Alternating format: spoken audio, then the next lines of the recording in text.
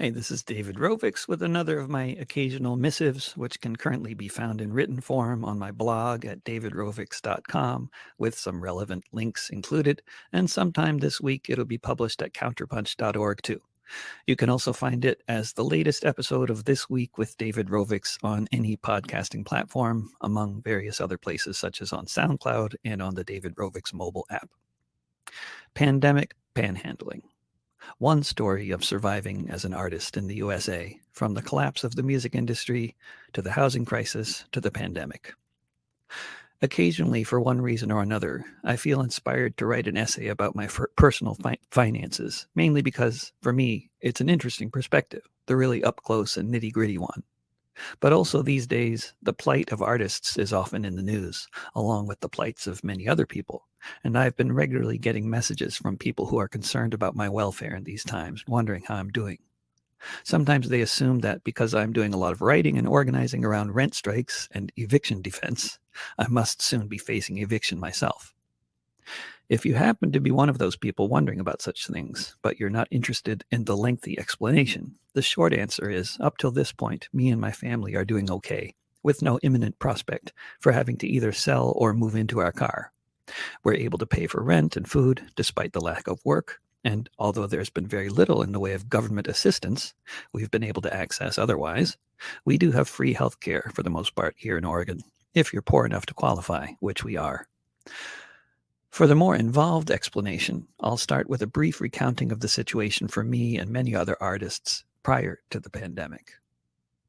For those of us old enough to have been working as touring musicians in the 1990s, the music industry overall was about 5 times as big in 1997 as it was in 2017, when it finally stopped collapsing.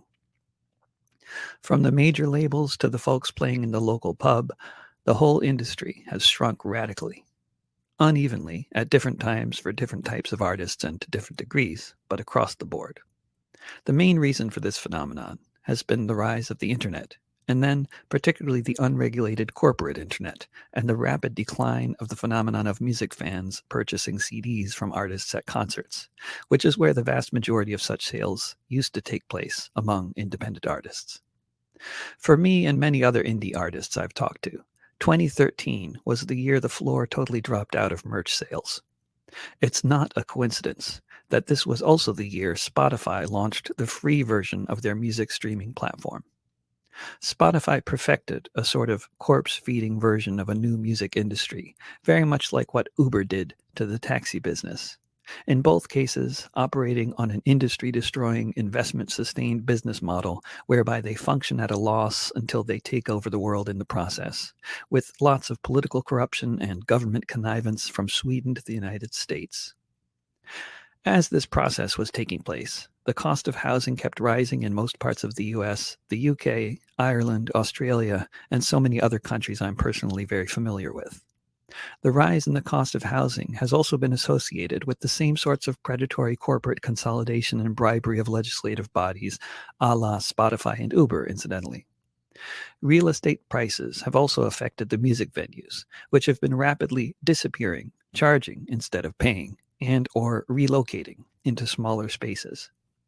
A concomitant phenomenon has been the disappearance of the once lucrative college circuit. The shrinking of the music industry has been reflected in other statistics aside from the 80% reduction in sales overall. Between the 2000 census and the 2010 census, 41% fewer people claim to be professional musicians in the US, and that's well before Spotify's free tier. During that same period, between those two censuses, the city of Portland, Oregon also lost about half of its black population, which is an interesting correlation. Basically, people who are living close to the wire before the turn of the century became unable to live here 10 years later. You can be sure the same sort of pattern took place in many other cities at more or less the same time. As I sit here now in this 2-bedroom apartment, it was recently announced in the business press that the average black family in the U.S. cannot afford to live in a market-rate 2-bedroom apartment in Portland, Oregon. With this multiplicity of obstacles, to recap, Half your income that used to be represented by merch sales disappearing, eventually to be replaced by minimal amounts of streaming income, while your housing costs double and your ability to make money from touring decreases due to the same housing crisis and its impact on small businesses. It's not surprising that so many artists, probably by now a solid majority of them, had to stop being professional artists, find another job or two, and turn their art into a hobby when they have a chance to get at it. A tiny percentage of artists who have produced multiple hits might be in a position to live off of royalties from radio airplay and Spotify. Those who essentially couldn't live off of 20% of their former incomes had to find other ways to make ends meet, as the living they were making in the 90s wasn't all that great either. The main options were finding other jobs that they could do in between tours, to tour a lot more to try to make up for other losses, to turn to different forms of patronage, crowdfunding or grants or some combination thereof, or to throw in the towel. I was personally sometimes able to crowdfund successfully enough to pay for recording projects, despite the loss of any income from selling the results in any form. I was never able to make up for the loss of income from merch sales collapsing, however, so rather than trying to tour more or get another job, I turned towards patronage in 2013 on the advice of a wonderful accountant here in Portland. I didn't realize it at the time, but retrospectively, it's not a coincidence that I started crowdfunding patronage at first only through my own website, later also on Patreon and Bandcamp, in the same year that Spotify kicked off its free tier. As it happens, my pursuit of the patronage model just reached the point at the beginning of this year where, between the three aforementioned platforms plus streaming royalties, it adds up to rent plus food, just before the arrival of COVID-19. What has become abundantly clear since the pandemic hit is the fact that the level of success I've achieved with crowdsourced patronage, paying for rent and food, puts me in a crowd of not more than 2% of formerly professional musicians out there. Everybody else had to tour, usually a lot, whether they wanted to tour that much or not, as I always also needed to do, much as I generally enjoyed it and look forward to someday doing more of it. And most of those artists also needed to work additional jobs aside from touring. Those who thought they had some kind of security because they had multiple sources of income, namely income from touring and income from working a service sector job of some kind, have discovered they didn't have job security in a pandemic after all. We hear every day from NPR and many other news sources about all the artists, service sector workers, and so many others who have been surviving from the extra federal pandemic $600 a week, on top of what would otherwise be usually an insultingly tiny pittance from the state employment department. How tiny, depending on the state. And that's if you qualify as a gig economy worker for such a privilege, which in Oregon, you did not. For those lucky enough to get through to the employment department and receive this federal money, it ran out at the end of July, and millions of people, be they artists, service sector workers, or a multitude of other professions who are out of work, talk about being on the edge of a financial cliff currently. For a staggering number of unemployed gig economy workers, still tens of thousands in the state of Oregon alone, money from the employment department has never come. After 5 months, and when we call, the line is literally always busy. I wrote a song about it, Ballad of the Oregon Employment Department. As with so many other things, there is suddenly a much more widespread and much more talked about awareness of how badly Spotify pays artists, how high the rent is, how much it costs in the US just to have internet access, and so on. Much more talked about is the fact that most artists aren't making a living at their art. I guess for a lot of people, including so many artists, it was just assumed that of course you were working a day job in a cafe in order to afford to do gigs in the evenings. But now it's been broadcast on Marketplace and elsewhere. It's official. They almost all have other jobs of some kind, and most of them have lost all of them. With all this press came a flurry of donations to me and many other artists. I don't know about everyone else, but for me, they were significant. They went a long way to make up for the loss of income from several canceled tours. We did better than covering basic expenses. We even paid off half of our credit card debt. The donations slowed down after the first couple months, and I imagine other artists also had this experience. which means they and I return to what was the status quo after the pandemic hit, but prior to the flurry of donations. In our apartment, we stopped paying the rent to our usurious corporate investor slumlord, the Randall Group, last April because there's a suspension on evictions here, and out of solidarity with all those folks, such as the 98% of artists, by my estimation, who are currently unable to make ends meet unless they've got an inheritance or a different job that didn't disappear when the pandemic hit. We take our rent money and put it into a savings account every month on the assumption that we may eventually have to pay all or part of it in order to avoid getting evicted. People regularly tell me I'm very productive with all the interviews I'm doing and songs and other things I'm writing during these past 5 months since I canceled the tours I had planned in 9 different countries.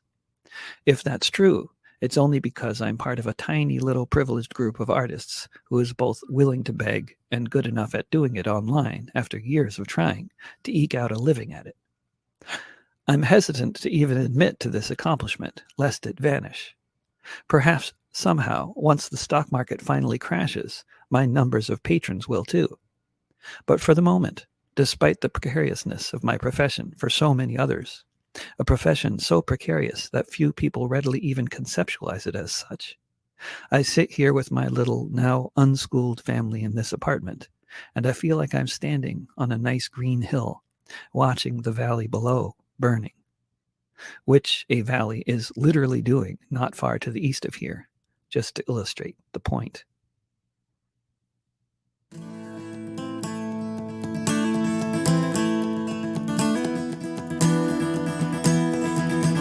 If each time a song were streamed, I received 1 cent, this is exactly what I'd need each month to pay the rent. I made that calculation.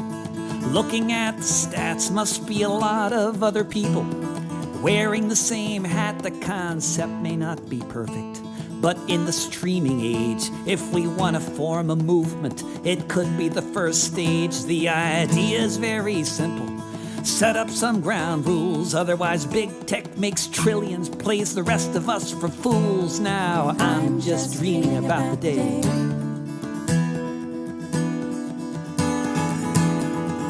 we might get a penny a play.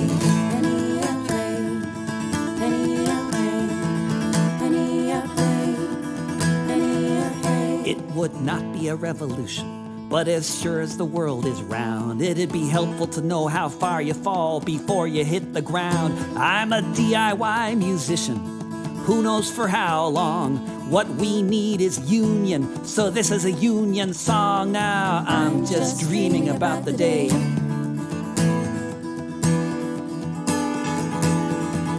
we might get a penny a play.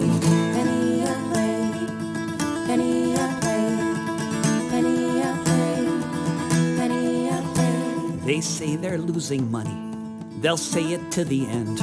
But if you want to pay the landlord, you gotta have it to spend. Your labor should be valued, no need to genuflect. A tiny fraction of a cent is not enough respect. Now I'm just dreaming about the day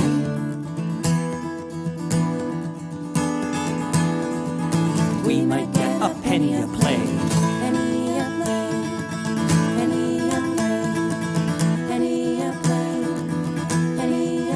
These vulture capitalists in Stockholm and San Francisco play their shell games and think that we don't know that they are getting rich from the music that we made. At what point do we start getting paid? Now I'm just dreaming about the day